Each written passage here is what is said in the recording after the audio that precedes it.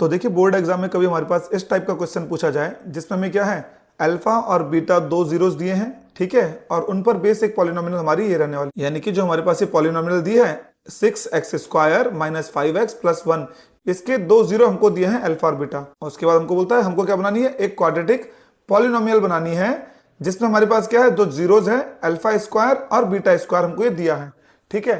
तो सबसे पहले हमको पता है कि जो हमारे पास इक्वेशन दिया है, हम क्या निकाल लेते हैं यहां से, सम ऑफ द जीरोस निकाल लेते हैं। तो सम ऑफ द जीरोस हमारे क्या हो जाएंगे, अल्फा प्लस बीटा, है ना। सम ऑफ द जीरोस हमारे ये होते हैं, इजिकल टू क्या होता है, माइनस, और माइनस के बाद क्या होता है, एक्स का कोफिशिएंट। तो हमारे पास यहाँ देखिए एक्स का कोफिशिएंट क्या दिख रहा है हमको, -5। तो यहाँ लिख लेंगे एक्स का कोफिशिएंट कितना जाएगा, -5, अपॉन क्या होता है हमारा एक्स स्क्वायर का कोफिशिएंट। तो एक्स स्क्वायर का कोफिशिएंट यहाँ देखिए कितना है हमारे पास, ये 6 है। एक्स स्क्वायर का कोफिशिएंट कितना है, 6 है। तो यहाँ लिख लेंगे हम अपॉन में 6, ठीक है जी। तो इसको सॉल्व किया हमने, तो माइनस माइनस का प्लस हो गया, 5/6, ये हमारा क्या आ गया, अल्फा प्लस बीटा की वैल्यू आ गई। अब इसके बाद देखिए हम क्या करेंगे, अल्फा बीटा यानी प्रोडक्ट ऑफ जीरोस हमारा क्या होता है, कांस्टेंट टर्म। तो हमारा कांस्टेंट टर्म क्या है, 1। तो कांस्टेंट टर्म हमने लिख लिया 1 अपॉन क्या होता है, एक्स स्क्वायर का कोफिशिएंट। तो एक्स स्क्वायर का कोफिशिएंट हमारे पास कितना है, 6 है, ठीक है जी। तो ये हमारे पास अल्फा प्लस बीटा और अल्फा बीटा की वैल्यूज आ गई है। अब हमको पता है कि हमें जो क्वाड्रेटिक पॉलिनोमियल बनानी है, तो हमारी क्वाड्रेटिक पॉलिनोमियल का फॉर्मूला क्या होता है हमारे पास, वो हमारा होगा x square minus sum of zeros into x और प्लस प्रोडक्ट ऑफ जीरोस। अब देखिए एक्स तो हमारा ऐसे रहेगा, minus sum of the zero, जो हमको नए जीरो दिए हैं वो क्या है, alpha square plus beta square. तो यहां से लिख लेंगे हम alpha square plus beta square into x और प्लस प्रोडक्ट ऑफ जीरोस हमको निकालना है। तो प्रोडक्ट ऑफ जीरोस हमारे क्या होता है, अल्फा स्क्वायर हो जाएगा और बीटा स्क्वायर हो जाएगा, है ना, इजिकल टू 0। अब यहां से एक चीज ध्यान रखिए, हमारे पास ये अल्फा स्क्वायर और बीटा स्क्वायर की वैल्यू नहीं है हमको पता, है ना, अल्फा स्क्वायर और बीटा स्क्वायर की वैल्यू हमको नहीं पता है। लेकिन हमने इसके लिए एक चीज सीखी है, हम क्या कर सकते हैं, यहाँ पे देखिए हमको एक फॉर्मूला पता है, अल्फा प्लस जो बीटा होता है हमारा, अगर इसका मैं होल स्क्वायर करूं तो मेरा कितनी आएगी value, alpha square plus beta square और प्लस 2 अल्फा बीटा, है ना। अगर मैं इस 2 अल्फा बीटा को इस तरफ ले जाऊंगा तो मेरा क्या जाएगा, अल्फा प्लस बीटा का whole square minus 2 alpha beta, और इधर बच जाएगा मेरा क्या, alpha square plus beta square, यानी कि alpha square plus beta square की जगह मैं क्या लिख सकता हूं, अल्फा प्लस बीटा का whole square minus 2 alpha beta. तो वही मैंने यहां लिख दिया, ठीक है जी। तो क्या लिख सकते हैं हम, अल्फा प्लस बीटा का होल स्क्वायर और माइनस 2 अल्फा बीटा, ब्रैकेट बंद, और ये एक्स हो जाएगा, ठीक है जी। और इसको हम लिख सकते हैं क्या, अल्फा बीटा का होल स्क्वायर इजिकल टू 0।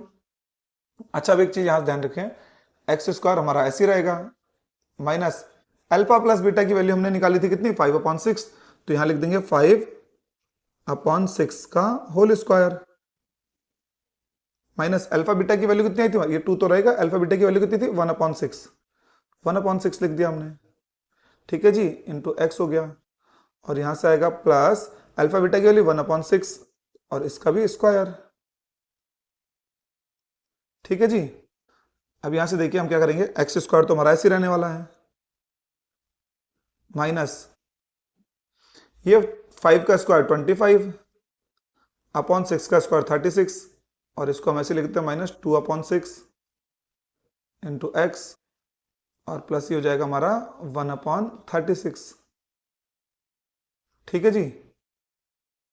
अब थोड़ा पहले हम ब्रैकेट के अंदर वाला सॉल्व कर लेते हैं, है ना, एक्स स्क्वायर माइनस यहां कितना जाएगा हमारा एलसीएम 36 आएगा, तो यहां हमारा 25 हो जाएगा, और यहां हमारा कितना हो जाएगा 12 हो जाएगा, है ना, 6 से मल्टीप्लाई करेंगे 12 हो जाएगा, और ये x आ जाएगा हमारा और प्लस 1/36 रहेगा इजिकल टू 0। अब देखिए ये वाली कंडीशन तो हमारी ऐसी रहेगी, एक्स स्क्वायर ऐसी रहेगा, माइनस का आ जाएगा कितना 13/36 इंटू एक्स और plus 1/36 is equal to 0।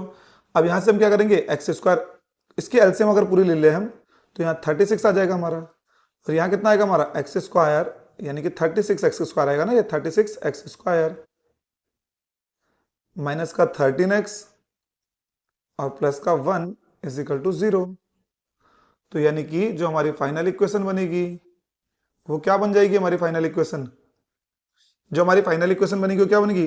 36x² minus का 13x plus 1 is equal to 0। तो ये हमारा क्या रहने वाला है? फाइनल आंसर रहने वाला है। ठीक है जी, ये फाइनल आंसर हमने निकाला कैसे? तो हमको एक पॉलिनोमियल दी है और उसमें क्या दिया है? उसके अल्फा बीटा 2 जीरो दिए हैं, तो वहां से हमने अल्फा प्लस बीटा की वैल्यू और अल्फा बीटा की वैल्यू निकाल दी, सम ऑफ जीरोस और प्रोडक्ट ऑफ जीरो करके निकाल ली। और हमको बोला है कि क्या करना है? एक पॉलिनोमियल बनानी है, क्वाड्रेटिक पॉलिनोमियल बनानी है जिसके हमको जीरोस दिए हैं, अल्फा स्क्वायर और बीटा स्क्वायर। तो हमको पता है कि जो हमारी पॉलिनोमियल की इक्वेशन होती है वो क्या होती है हमारी? ये x² minus sum of zeros into x plus product of zeros, है ना, इज इक्वल टू 0। ये हमारी क्या होती है? इक्वेशन होती है क्वाड्रेटिक पॉलिनोमियल की। तो हमने यहाँ पे क्या करा? x² ऐसे रहने दिया minus sum of the zeros जो हमारे नए जीरो हैं, alpha square plus beta square रख लिया, इंटू एक्स हो गया प्लस प्रोडक्ट ऑफ जीरोस यानी अल्फा स्क्वायर और बीटा स्क्वायर हो गया।